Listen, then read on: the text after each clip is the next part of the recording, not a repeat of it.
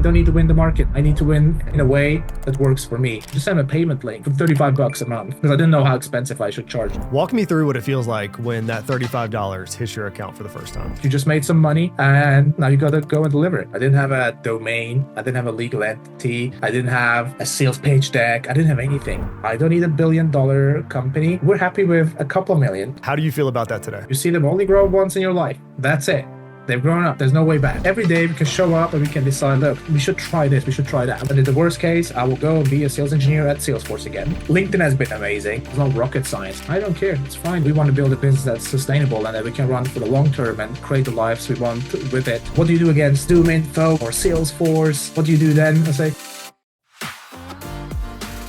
welcome back to Differentiated, where we have conversations with some incredible people that are building really cool things and the stories behind them. Every so often, a story comes along that challenges the way that you think about success. We always hear about the hustle culture, the long hours, and the sacrifices, but what if there's another way? Today, we're going to be talking about building a thriving SaaS business from scratch. I'm sitting down with Semir Jahic, co-founder of SalesMotion.io, a SaaS company in the midst of a highly competitive market that just hit $100K in annual recurring revenue in only 6.5 months. What makes this story even more remarkable is how they did it. No venture capital, just two people, fully bootstrapped, with no 60-hour work weeks. This episode is all about what it takes to go from 0 to $100K in ARR fast. From identifying the right problem to solve, to landing your first customer, to scaling in a super crowded market. Semir's story is packed with lessons that anybody can use, whether you're building a business, growing your career, or just trying to figure out what you do next. If you've ever wondered what building a company really looks like behind the scenes,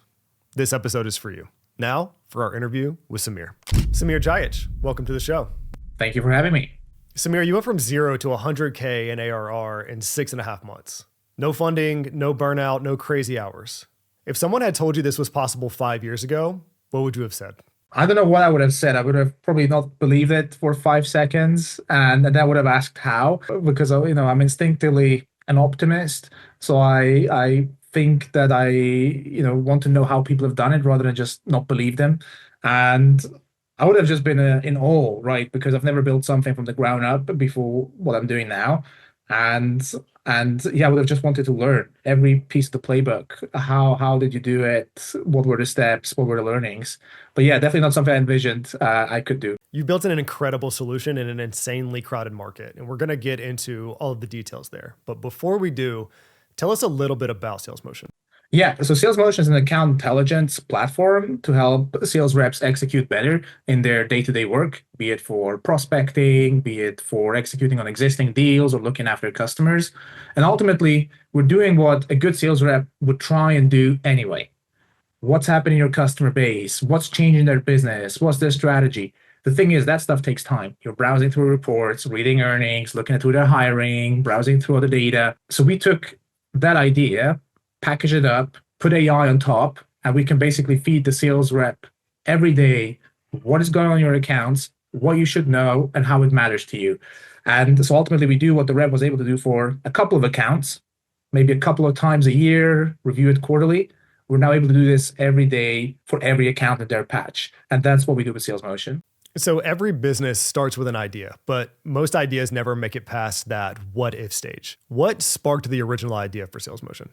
Yeah, I think it was sort of a fluid process for us. Obviously, I was at Clari, where you and I have worked together. I was at Salesforce before that, and I was a sales engineer. Again, just like you as well. So the goal for sales engineers in B2B SaaS, for those who don't know, we showcase the product, illustrate the value of it, the outcomes it can deliver to customers.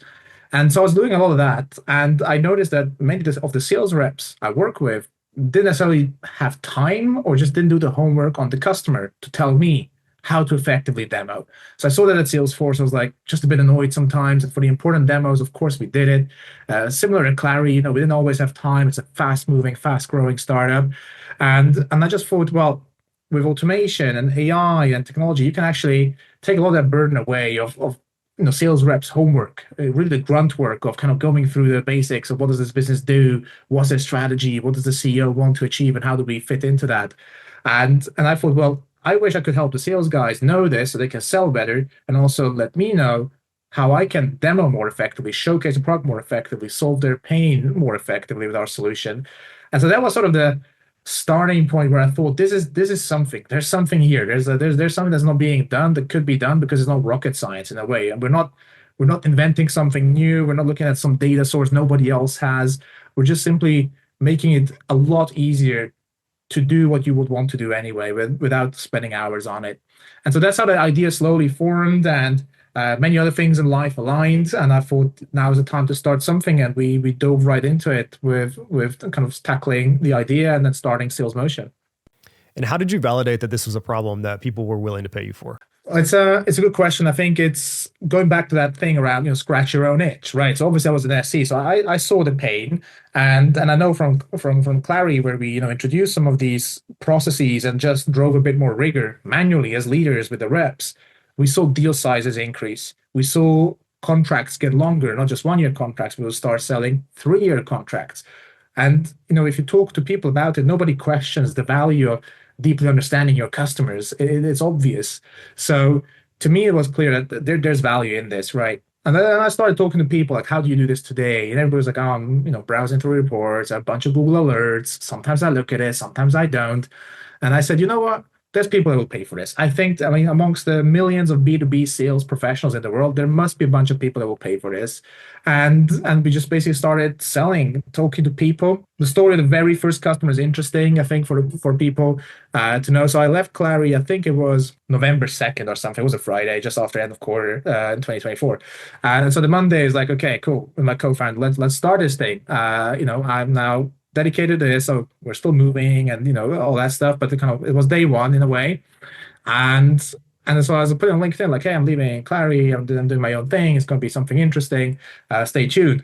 And I talked to people about the problem space during the previous months, and one guy just came to me on LinkedIn. It's like somebody I knew from my university time. And he's the head of EMEA for a packaging company selling actual physical food packaging. So if you have your Hershey's chocolate bar wrapped in something, that packaging is kind of what these guys do, and for all sorts of food products.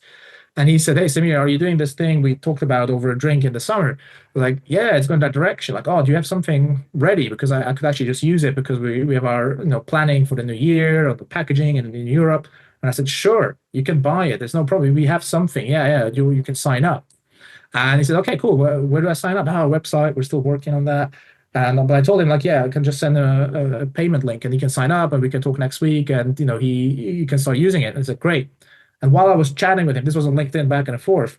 I set up Stripe, super quick, log in with Google. I had my domain already, Sales Motion, and I did the quick setup, and I just sent him a payment link for $35 a month because I didn't know how expensive I should charge. So I thought, is it $10, $100? Let's do 35. And I sent him a payment link. I said, hey, here, please pay, and then let's talk on Tuesday, and I'll show you the software. And he paid. And so I got $35 coming in through Stripe on a monthly subscription for something we didn't even have. And then basically I was talking to the CTO. I said, look, we got our first customer. He's like, what? How is that even possible? Like, where'd you get this customer from? Like, what's this head of sales for his packaging company? And he wants to know everything about sustainability, cost reductions, packaging in his target accounts for a sales team. And that was a perfect use case for us. So that's how we won the first customer. I can then talk about how we delivered the value to them as well. But that's really how it went. So we knew, well, if he's able to pay $35 just for himself for a single seat, there must be hundreds more because we haven't even really tried, and there's somebody who paid for it. So that was a start. That was the first customer. Walk me through what it feels like when that $35 hits your account for the first time. I mean, it's surreal for sure, right? Like I said earlier, I haven't built anything like really from zero before. I mean, I was at Salesforce, obviously a huge company. I was at Clari. We did the zero from zero in Europe. That was great.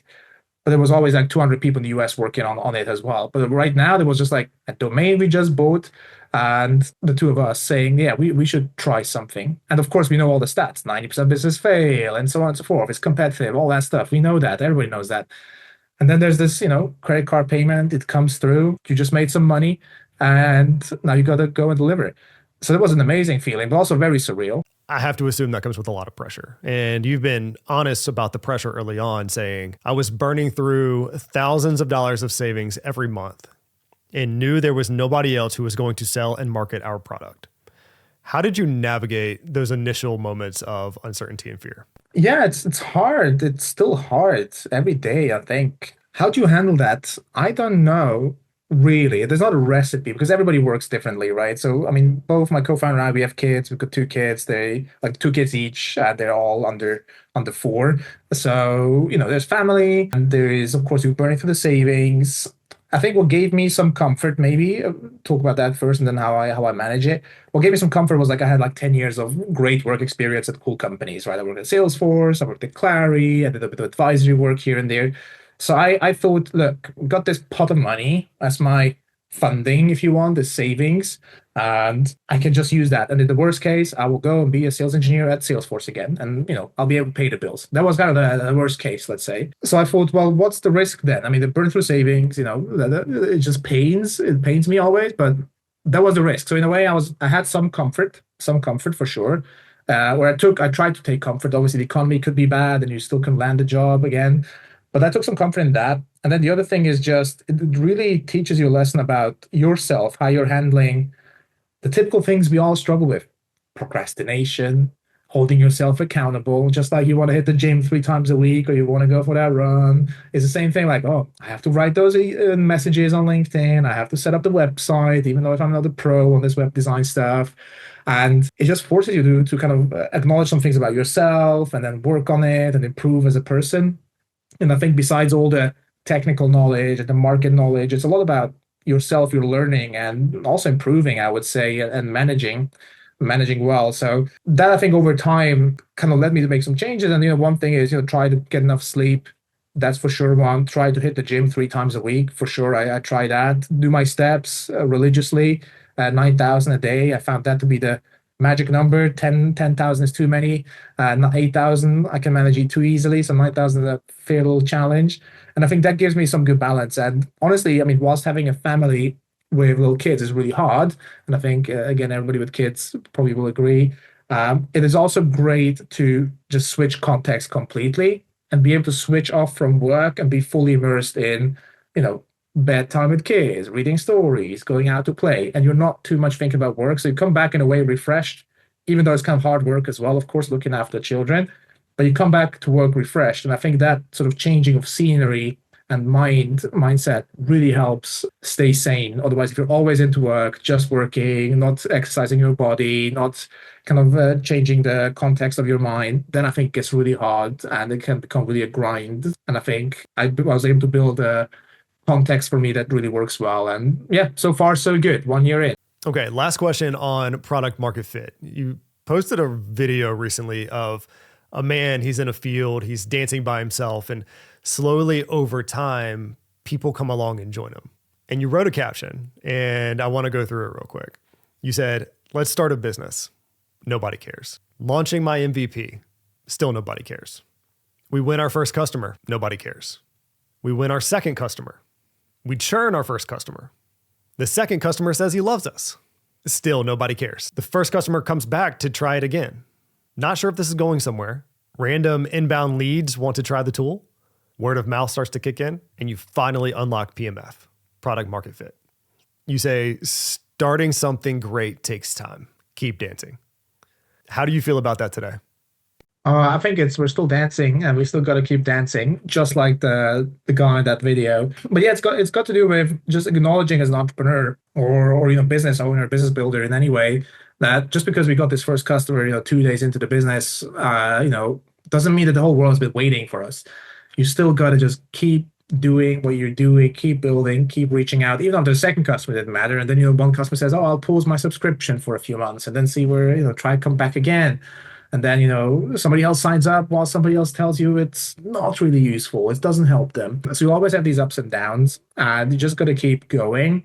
And at some point, a little bit of momentum kicks in. And I think that's what's happened probably like 2 quarters in, 3 quarters in, where you have people just reaching out, booking demos, people I've never heard of before, don't even know how they heard about us, want to hear about the product and sign a contract with us within days for the full year and for the full team. And that's really a change, right? And of course, now I'm thinking, how do I do more of these and bigger ones more quickly? So you never have enough, but I think you just got to keep going and then keep iterating and believing in kind of what you're doing while always listening as well to the customers. And sort of, I still feel the same, Luckily, we have some momentum now, so it gives me confidence that our dance somehow has positive effect on the market. Okay, I'm going to shift gears on us a little bit. I want to talk about your LinkedIn strategy. You have built a great product, but you've also built a really strong following on LinkedIn specifically, with over 13,000 followers and counting. It's starting to turn into a powerful growth engine for sales motion. You've gone on to say that LinkedIn has been everything for your business, saying, I sent 0 cold emails, made 0 cold calls, and spent $0 on ads. And yet we achieved over $100,000 in ARR in year 1, largely thanks to LinkedIn. When did you start intentionally growing your LinkedIn following? And was that a plan from the beginning? I think the plan is evolving. LinkedIn has been amazing. LinkedIn has been amazing. Still to this day, I've not sent a single cold email or made a single cold call. Not that I'm proud of not having done it. I mean, I should do it. I just don't get the time to kind of do it yet. So there's just too many other things, and what we're doing already is working well enough. But yeah, I started LinkedIn. I mean, I don't know when I started. I started like everybody, your CV online like 10 years ago. You put up where you work, where you studied, and that's what you have to do with LinkedIn. And then I started posting a bit more regularly, like at Salesforce, I would say, but really it kicked in when I joined Clari with all those ex-LinkedIn folks who joined Clari as well, that were sort of inspiring me to post more. And with Clari, I knew we tried to build something from nothing in Europe, and so I needed to just help amplify that brand, and I knew that was important. So I started posting more actively, and really helped me also hire my team. Some of them are still at Clari and happy there today, which is great. It helped hire the sort of adjacent teams as well, find people that hear about us, they think we're a cool company, that we have fun doing what we do. So I discovered the power of that, and then it was a very simple way or jump to then think about how can LinkedIn help supercharge my business now with all these people I've connected over the years at Salesforce, at Clari, and other places and events, and can they potentially become my customers? Lucky for me, I started something in a space where it's the same buyer more or less that I can sell to. So I would know thousands of people would see my posts. And that's an amazing inbound strategy, especially if you're bootstrapping like us. We're not spending money on ads, on marketing, on booths at conferences. It's simply me posting, and I get 2, 3, 4, 5, 10,000 people seeing this. And maybe a couple of them will book a demo, and one of them becomes a customer. And you do that, you get a customer every week just through that. It's fantastic. Then you can be really happy. And so I've done it much more consciously since starting Sales Motion. It's been a fantastic growth driver for us on LinkedIn. Yeah.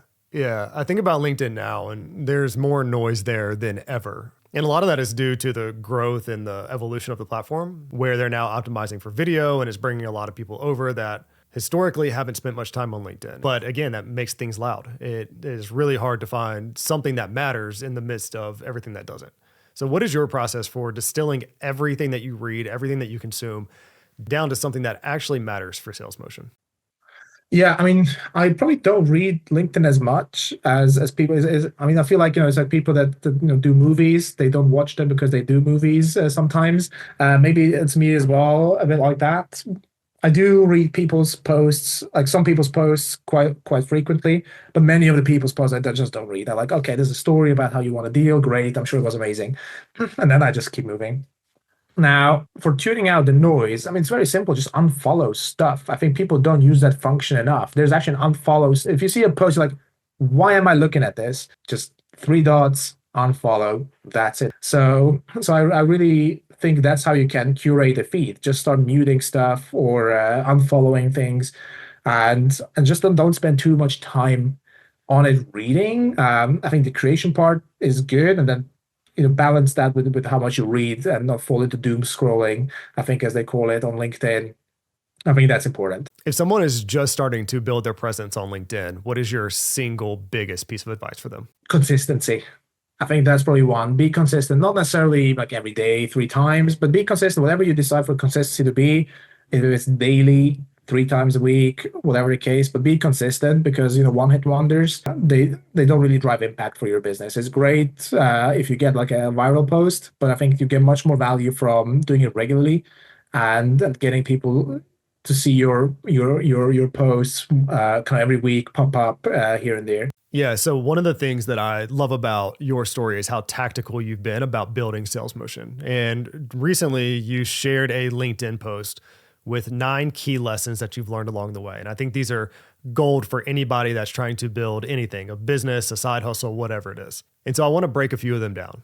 You ready? Number 1, keep it simple. You've talked about simplicity being a cornerstone to your overall strategy. What's your advice for anybody that's trying to simplify their work or their decision making? That's a very interesting one, especially bootstrapping versus maybe a VC-backed company. You'd be surprised at how little you need to start a company, right? I didn't have anything. I had a Stripe account that I set up midway through my conversation and sent the guy a link and he paid.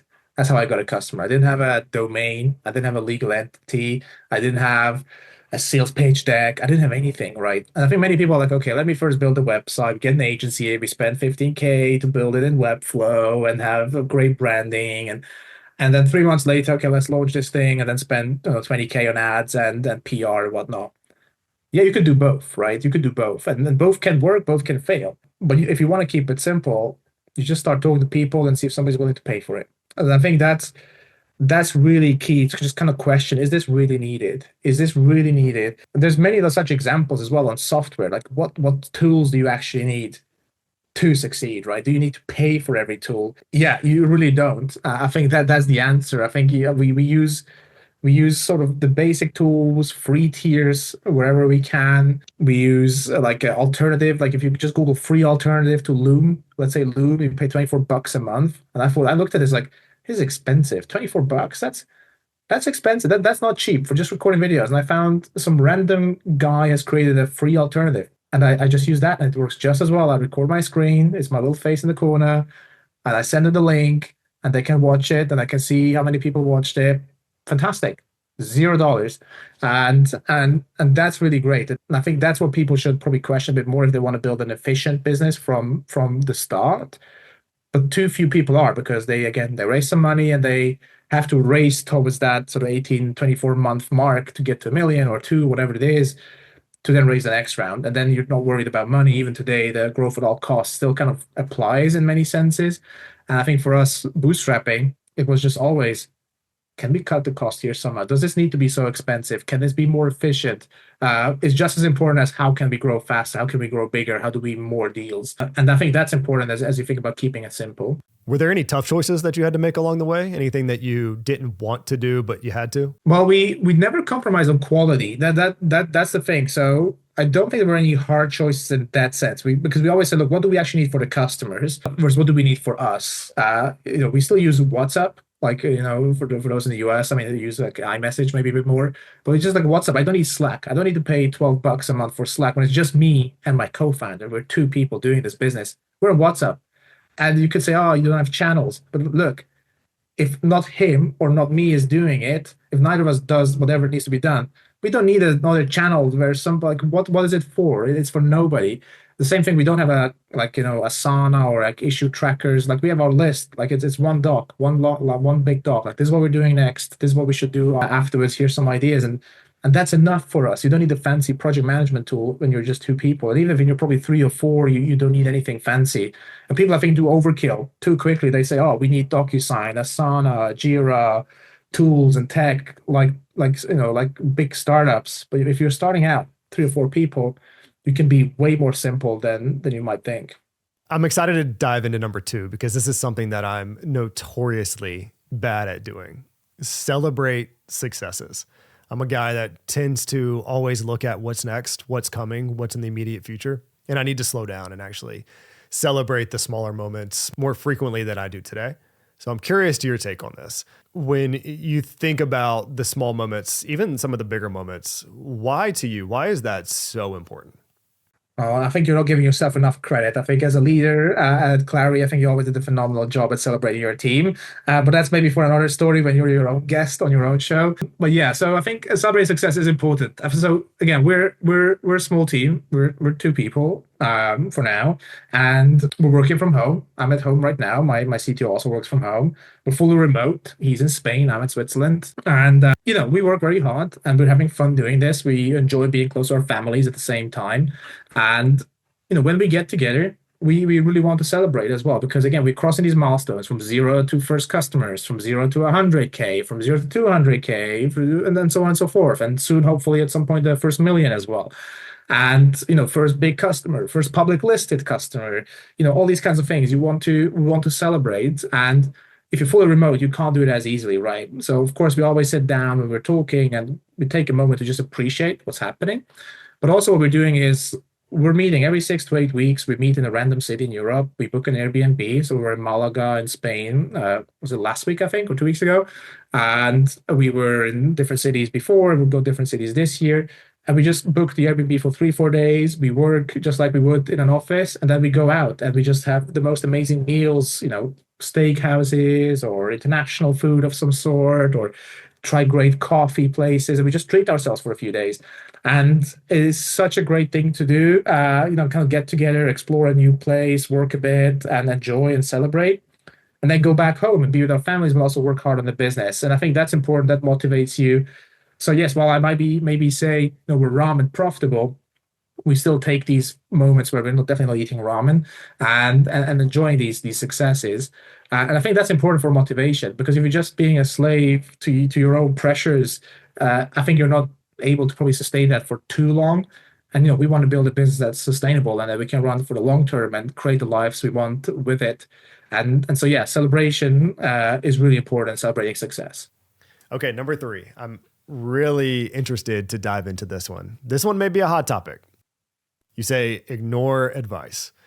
You guys have been bootstrapped, $0 in VC money. And you have said, don't use VC startup playbooks if you're bootstrapping. Bootstrapping has its own playbook. What is one piece of advice that you've ignored that has been a game changer for you in sales motion? I mean, I agree, first of all, that the playbook is very different, bootstrapping versus VC. There's some overlap for sure, but it's like this, the circle chart, the Venn diagram, where there's some overlap, but there's also very different parts of it. But I think it's just important that you know what game you're playing, and the playbooks that people have in mind when they have worked at VC companies and only VC companies, and maybe not have opened their aperture to look at other ways of building and running a company, is that it will simply not make sense to them when I say what I say. So for instance, as an example, how I look at things is, people ask me, oh, when you get to the million or to 2 million or to 5 million, or what do you do against Zoom Info if they start doing something, or Salesforce? What do you do then? I say, let them have it. It's fine. It's okay. I don't need $1 billion company. We're happy with a couple million or maybe 10 even. And if you don't win every deal, that's okay. And if you're number 17 in the rank of sales intelligence tools out there that makes it, rank 17 is still maybe a 5, 10 million ARR company. And if we stay as lean as we are today with 2, 3, 4, 5 people, maybe, that's a fantastic outcome. That's a brilliant outcome. That means a very good salary. You're saving money. You're having fun doing what you do. And that's a win for me. But it's not a win for somebody who's growing up in their career in the VC world and doesn't necessarily open up the aperture where you say, look, it can only be one. It can only be one. Which will be the cool recording software that wins the market? Which will be the data analytics provider that wins the market? Yeah, if you've got a massive valuation and you have to return money to investors, that's how you have to run. If you're number 2, you already lost. Whereas for me, if I'm number 17, we'll still be pretty happy, I think. And I think that's just ultimately when you then think about playbooks, how do you grow faster, bigger, hire this team so you can go faster to point X. I can also just not hire that team, and we just get to point X, a bit later, and that's fine as well. And I think that's sort of what almost doesn't compute for some people. Really, I've seen some puzzled faces when I explain that, but I said, look, I don't care. It's fine. I mean, if they do this as well, that's validation for us. And we won't win every customer because of that. That's okay. But we'll win probably many because we're a startup. We can adapt to the customer's needs. We don't have these pressure points from VCs, move up market, do this, do that. We can just do whatever we want.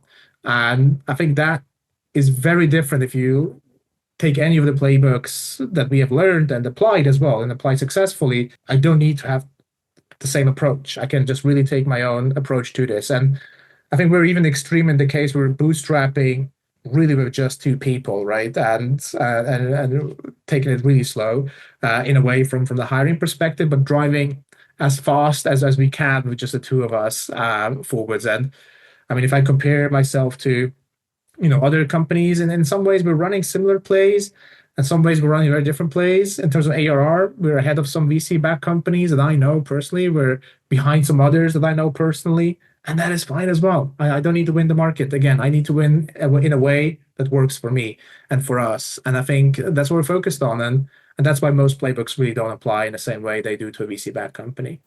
Okay, number 4, track every dollar. What does that mean to you guys right now? You're lean, you're bootstrapped. Why is that so important? Yeah, for me, it's very simple. I do what I do in my personal life as well. I sit down every month and have a quick look through all the expenses, and I question like, what was that? If I'm not sure. And you know, there's funny things. You know, there's funny things like, why are we paying $24 for Loom? Is there something that's an alternative that's free that I could use? And I found a free alternative. It was amazing, and now we're not paying $24 for Loom. Same thing happened with, I think, these cheeky upsells that some AI companies do these days. Notion just started charging twice the amount, I think, from 12 to 24 a month per user, because they added AI and they kind of try it for free and then it just like converts and you don't notice. And they're like, what's happening in the last 2 months? And why did this Notion thing go up so much? And they just canceled it completely and then kind of again moved to an alternative way of doing it. And that was just me kind of tracking that. And I keep an eye on every dollar. I know for some people it's like, oh, it's 200-300 a year, Semir. That's not going to change the outcome of your business success. And maybe they're right, but for me, it's important to, focus on our cost base as much as it is on growing our revenue. And so that's my approach to it, and that's why I track every dollar. All right, and number 5, look after yourself. You've said we don't work weekends, we don't kill ourselves building the company. You've been honest about raising a family, about bootstrapping from the ground up. And I think that's rare in startup culture. You always hear about grind, grind, grind. I never sleep. I'm always going after it. How do you maintain that balance? When you have kids, I think the opportunity cost is really high. The opportunity cost is really high when you have kids, right? You see them only grow once in your life. That's it. They've grown up. That's it. There's no way back, no matter the money you make. And so for me, that's the thing, right? That's the thing. That is it. I think if I didn't have kids, I'd probably work many more hours just because I can and it's fun and I enjoy working.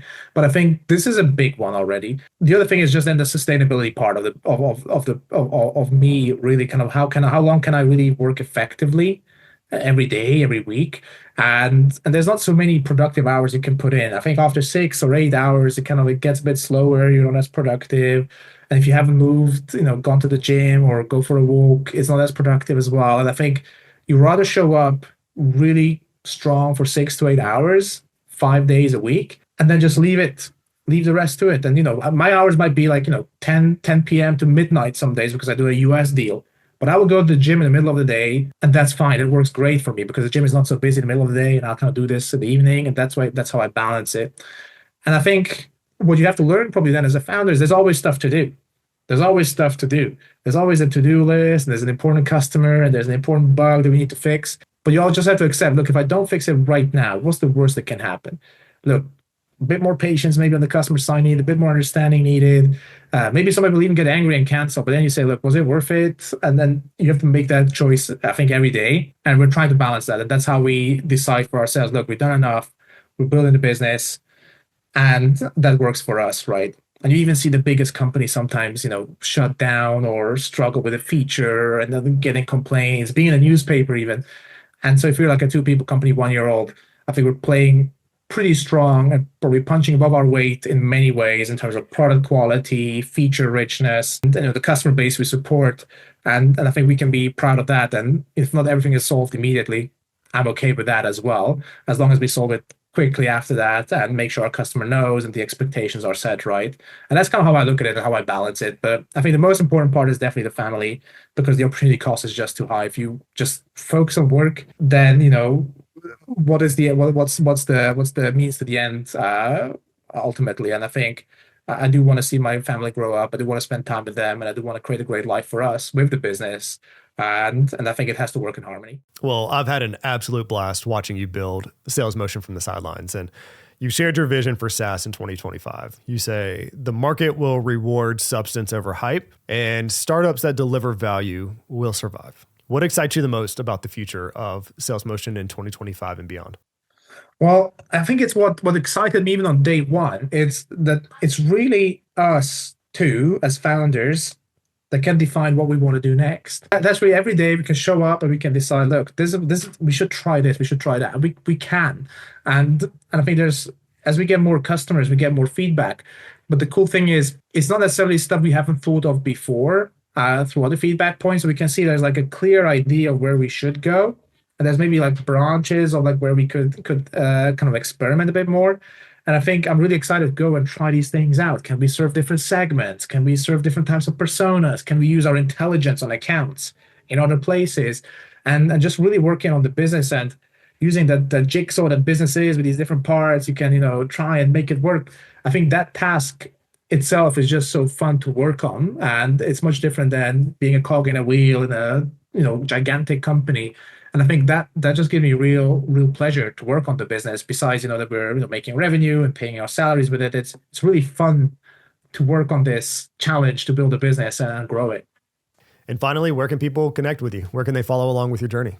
Yeah, absolutely. So I'm always happy if people connect with me on LinkedIn. You can find me on LinkedIn, just Semir Jahic on LinkedIn. Or, you can email me if you want to learn more about Sales Motion. It's semir@salesmotion.io, or, find us on our website. So happy to connect either on LinkedIn or through email and share more about the journey or, of course, our product. Semir, thank you. It's been an absolute pleasure. Thank you for coming on the show.